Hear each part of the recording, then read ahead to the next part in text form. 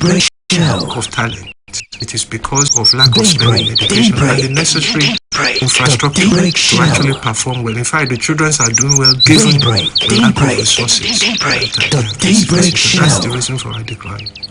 Now, just in addendum to that, just yesterday, we have the announcement of the deaths of the pioneer Vice Chancellor of the Federal University of Agriculture. Yes. That's Professor Nurdin Olorunnibe Adedepe. And he also contributed immensely to the issue of education, tertiary education, quality of tertiary education in Nigeria. And one of his arguments then was we talk about the issue of tech fund, and he pioneered the debate on the need for the federal government to also include private university in the funding of private in the funding of education in Nigeria. So what's your take on this? Yes. First of all, we want to commiserate our colleagues at FINAB with the death of the pioneer Vice Chancellor, Professor Adedepe, who also contributed immensely to present university. I think he has done his own bit. He has said all of these things that we are saying. What we are saying is not new.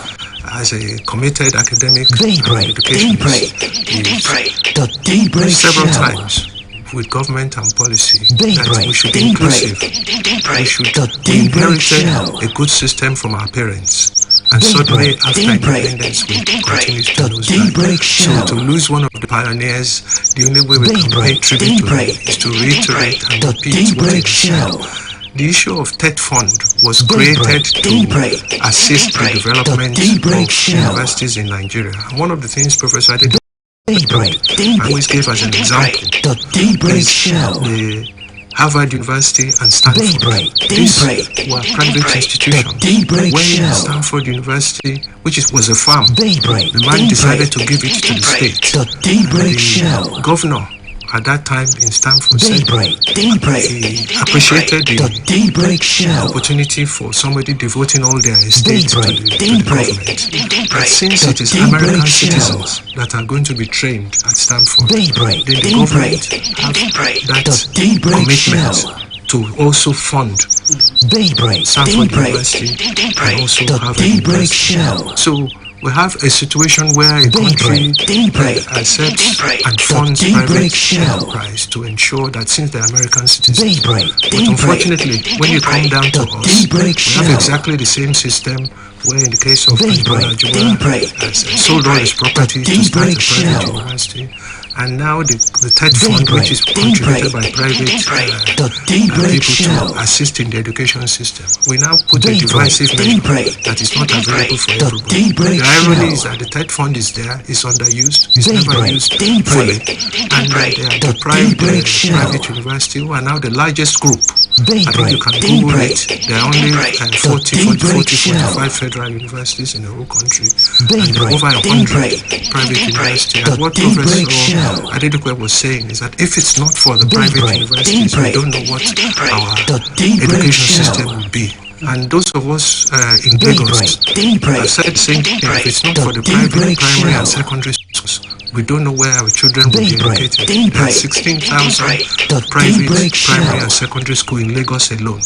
The government cannot provide the need for all the students, since the mantra of our parents is that our children must be educated, and then we don't provide money for education, and so of course it is the private enterprise, people that have invested their money in education, that have come to the rescue of the nation. It's a national service, essentially.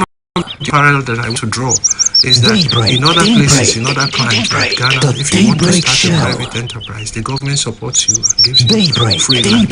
But unfortunately, in our own institution, you would be taxed to the hilt, and all measures are put in place to ensure that makes it difficult for you to exist. One of the reasons for that, for example, is this IBDEC university issue. They've placed us on band A, which means that the amount that we have to pay in electricity makes it very, very difficult for private institutions to survive. Okay, so well done, sir. Now let's talk about the frequent strike in Nigeria. We know that these days, if you do not go to a private university, when you go to a public university, if your course is a 4-year course, be prepared to spend 5-6 years in that. So what do you think are the issues of the frequent strike in Nigeria? And what are the root causes of the strikes, and how can we as a nation prevent it? Yes, I think it's a very interesting question. I think we have to support our gallant colleagues in striving and campaigning for more funding for education. That is the cause of the strikes. It's because our government will make promises. There were agreements signed in 2012. It's very, very difficult for somebody from outside our climb to appreciate that government will sign an agreement with you, or you get an agreement with government that is continued, and the government will not honor that agreement over 10, 12, 15 years. So the frustration is what leads to the constant strike. Lack of seriousness, lack of credibility, and lack of interest in the development of our children and their educational opportunities. So that is why it's very, very difficult to sustain academic endeavor. In most countries, they find it difficult that Nigeria, as a top 10 oil producer, has the largest number of children out of school. 20 million children out of school in Nigeria.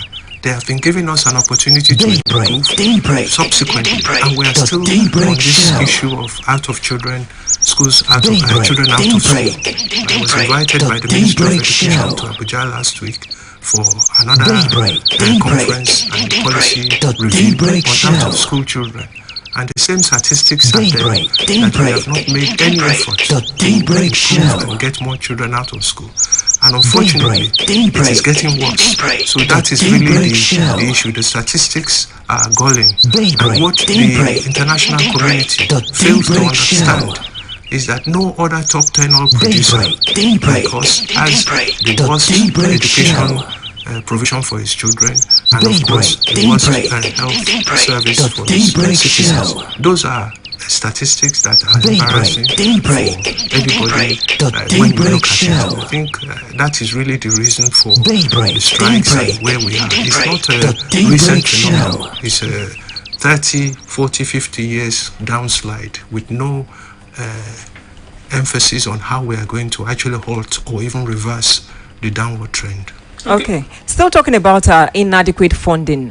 Now that in this era of technology, AI and the likes, do you think some Nigerian universities have now turned to online tutoring, online learning? Do you think this is a viable solution to the crisis we face in the education sector in Nigeria?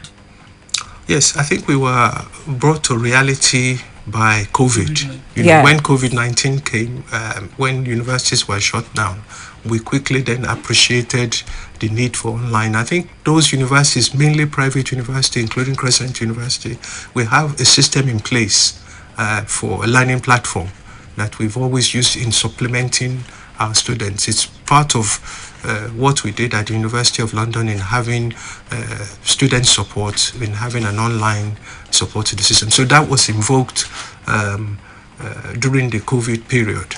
The issues that we face are still the issue of the for parents, the telecom people, that the cost of having to log on and the cost of data.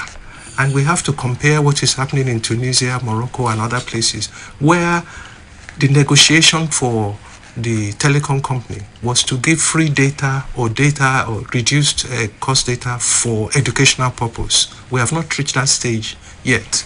And it's a way of moving mass education with technology. And that has been happening throughout the world. For example, the Open University in the UK has been in existence and has evolved through various means, through the television, radio programs, and there are all other examples throughout the world. So we are not reinventing the wheel. It's just a lack of commitment to allow more people to be educated. And you rightly said, in the 21st century, with education, we are sitting in a studio here broadcasting to the whole world through the use of technology.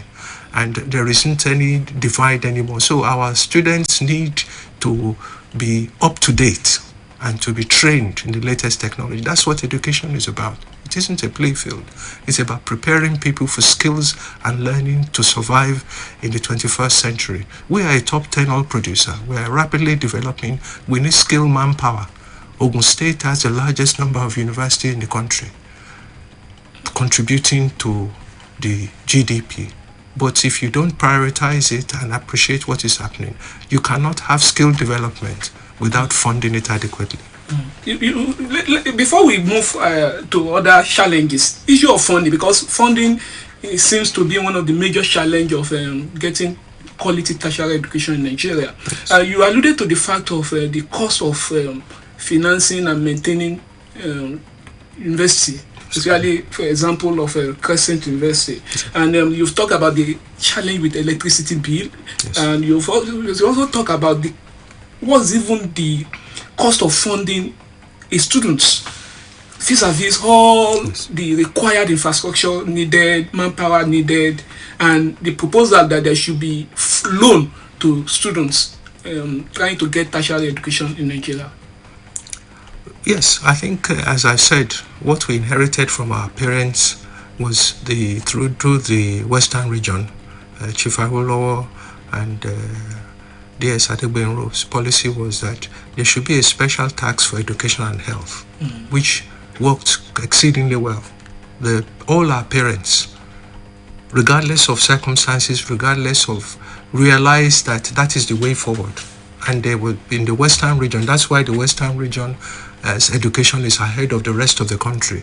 Those parents made that sacrifice at that particular time. And I think you will have to look at the result of that policy and the people that emerged. And I always like to cite the example of Professor Awojobi, the mechanical engineer at University of Lagos, who, as his parents are from modest background, but he got a Awolowo scholarship, and there are a lot of other people, a lot of lecturers in FUNAB, in UI, and various other places. I recall Professor Agbola, again from UNAB, other people saying they were the beneficiaries of these scholarships, and they are professors and leading academics today. If they did not have that opportunity, God knows what they will have been. So the funding, education is one of the priorities of any government throughout the world.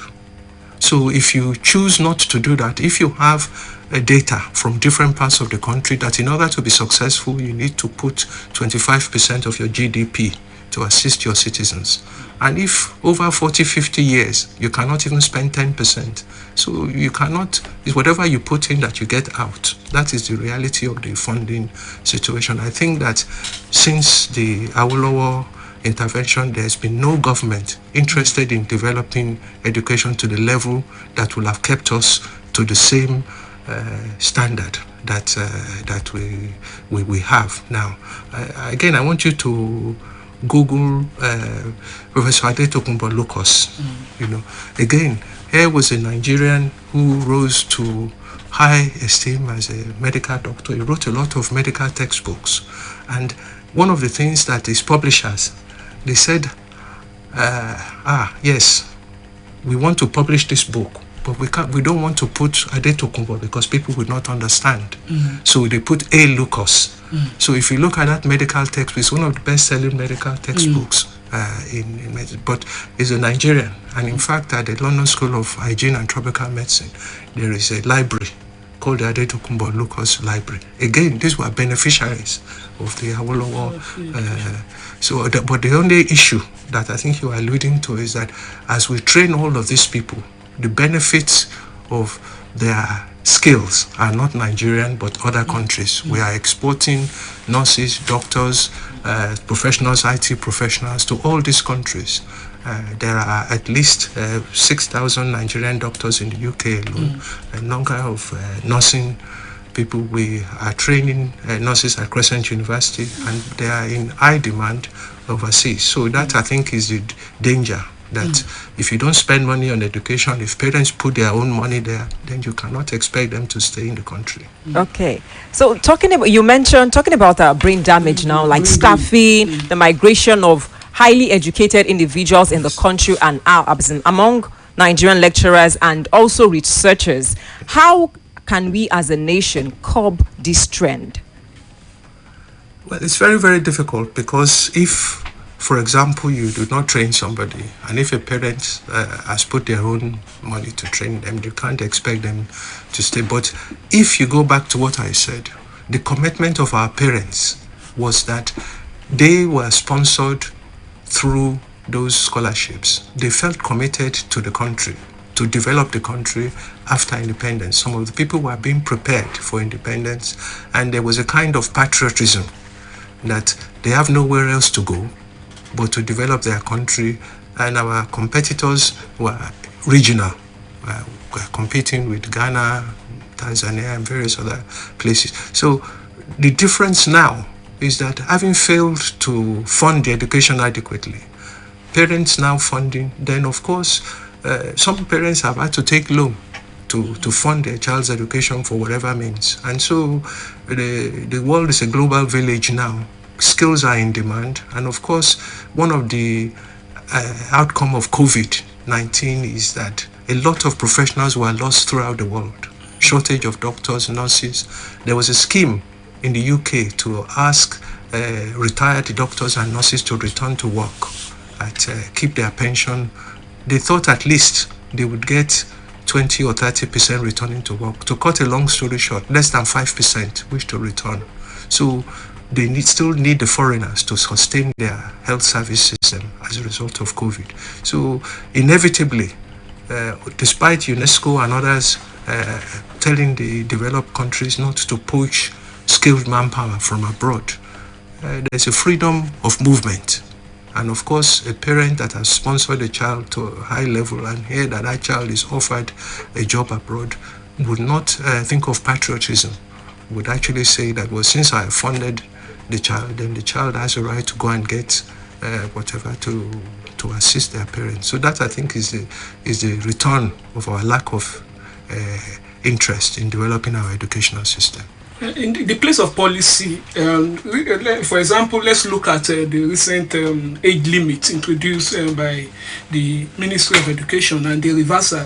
What's your take on that policy somersault in vis-a-vis your commitment to ensure that you give level playing ground to all candidates seeking tertiary education in Nigeria? Yes, I think it's quite unfortunate. I think sometimes we are not clear why we are making certain policies, and also to look at the implication. But we have to at least appreciate that they've reversed the policy, realizing the damage that it was doing. I think, again, if you look at on the internet, there are various opportunities where people are extremely talented and they have done very well. People have got their degree much earlier. I recall when I was in the UK, there was a classic case of what we call Ruth Lawrence. Ruth Lawrence was 12 years old, got admission to University of Cambridge. She passed all the exams, and the issue was whether she could fit into an adult situation. The father, who is a teacher, she was taught at home, moved into Cambridge with her to assist her, and she got a first-class degree, got her PhD, and went into lecturing. The issue of her age was totally irrelevant because she passed all the exams. So in our own situation now, that we have a number of talented people, we are not against policy change. What we're saying is that it must be done in an orderly way, that normally in the UK or anywhere else in the world, if you are going to have a change of policy, you give people time. So, for example, if there's a change of currency in the UK, they gave 5 years. When there was a change of currency in Nigeria, it was immediate. You know, so in this particular case, children were allowed to do JAMB, they were allowed to do WAEC, we got admission. Then suddenly you then cancel it and say no, they can't be assisted. I think that there was that legal challenge that brought the reversal. We had several cases at Crescent University. We had a girl who scored 289 in JAM and was admitted for law. She's just 15 years old, an excellent student, did very well in the WAEC and whatever. The rule at that time was that you have to be 16 on the 30th of December. Okay. Of December. This girl's birthday was the 4th of January. You can imagine the parents, the damage, the psychological damage, because she had got the admission letter for Crescent. She has told her friends she's going to university. They have bought all the uniform for law, black and white. And then suddenly, 2 weeks before resumption, they said that you can no longer go. So you can see the psychological damage. Only then later on, to then reverse it again. And you withdrew the admission? Exactly, we were informed. In fact, we were told that anybody that does not qualify in that under 15, the admission will not be recognized by JAMB. It was quite heartbreaking to withdraw those admissions. So, but what we are saying, anywhere else in the world, that will not happen. Because if you are going to change the policy, you would give people 2 or 3 years, because you have already allowed them to take the exams. They have passed. So their only crime is to actually have been successful, essentially. And again, you may have to ask that why go through all this trauma? In our system, what is actually demotivating for students is that the girl that got 289 this year, she cannot carry that for next year. And we have examples that when people go to repeat, they don't perform as well as before because there have been other challenges. But we have tried to change the law. It has not changed. But in the other parts of the world, if you do your GCSE in the UK, it's whenever, even if you want to go into university 10 years later, it is still valid because you have passed that exam. But here you are required to take JAM every year, costing parents anguish, more money to be paid, and totally unnecessary. There was an idea that at least let it last for 2 or 3 years, as in other parts of the world. So those are the reasons why those policy flip-flop and changes does not help the economy or the parents or even the country itself. Now, what are the private universities, from Crescent University example, what are they doing to nip on the bud these challenges we've identified? Well, I think you have to, again, appreciate that the license of the first set of private universities saved our educational tertiary education system, because if the private were not there, we don't know where all the children would be. As you've said, at that time, over 1.4 million sat JAM exam, and the total carrying capacity of the Nigerian system, both federal and state, is only about 400,000. Now, even now, with over 100 private universities and 46 federal and 30-something state universities, it's still difficult, the number of people sitting JAM, to accommodate everybody. That's the reason why people look elsewhere. So that is a planning failure, that we have a grooming population needing this education. We have encouraged our children to study, and then when they are successful, you then debar them.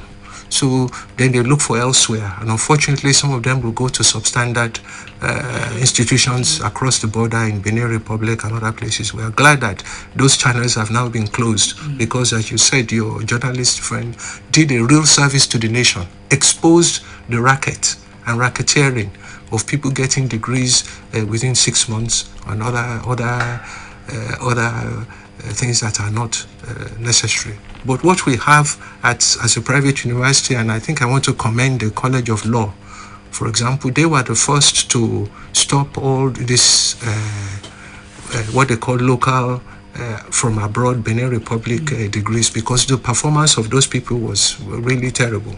And they said that there's a list of institutions we are not recognizing their law degree. That helped a lot, that people now will come to traditional institutions. For example, you have some institutions in the Benin Republic that 2 years you become an architect. In Nigerian system, it's 5 years to become an architect. So of course, somebody who just read for 2 years cannot be the same competence as somebody. They are not registered as Nigerian architect, but they will publish a card to say they're an architect, and of course the building that they do collapses. So that is the consequence of shortcomings of going through those routes. Okay, well done, sir. It is still Citizens Forum on Rock City 101.9 FM, and this morning we are looking at the rising challenges facing tertiary education in Nigeria, matters arising, and we still have in the studio Professor Ibrahim Gbajabiamila. He's the Vice Chancellor of Crescent University, Abeokuta. Okay, so now let's we've spoken about the brain damage. We've talked about the age limits, the fluctuating policies of the government. Now let's look at how Nigerian universities, how are they preparing students? Because these days, you know that when you go to university, you're going to, for most people, they are going to just acquire knowledge. There is no guarantee of job when they leave. Now, people are now advocating skill acquisition and entrepreneurship. How prepared are Nigerian universities for this new skills and acquisition? Yes, I think we've always been flexible, and almost most universities have an entrepreneurship scheme. The recent changes in the curriculum, what we call CCMAS, has built curriculum at the heart of the development. What we also have to say, and what we should be proud of, is the quality of our graduates worldwide. One of the things that you can measure in that is that we look at those, when you say our doctors are going abroad, our nurses are going abroad, they have to sit exams there. Now, part of the issues that you have the data that the pass rate of Nigerian medical graduates is 96%. So what he's saying is that the quality of the training remains top-notch. For example, again, our nursing students, the nursing curriculum is the British curriculum that we inherited, and we've stuck to that. And I think that is what has kept us there. If those countries are not going to take those people if they are substandard, because it has implication for their population. They have to have insurance. If an incompetent doctor was to kill somebody or whatever, they will be sued.